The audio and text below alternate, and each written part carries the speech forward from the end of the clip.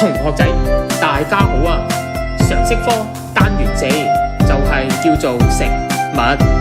我哋而家會去認識一下學習重點3，認識食物安全。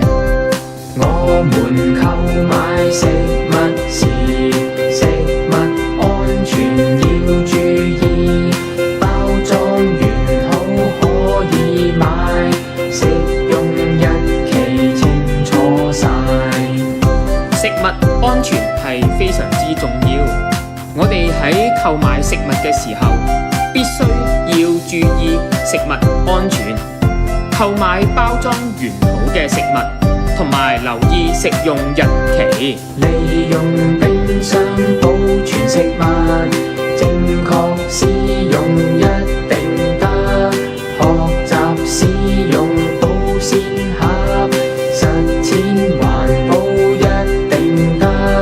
正確使用保鮮紙，珍惜食物我可以。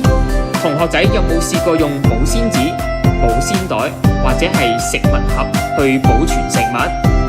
正確保存食物嘅方法，我哋要去學識認識食物安全。同學仔齊齊做得到。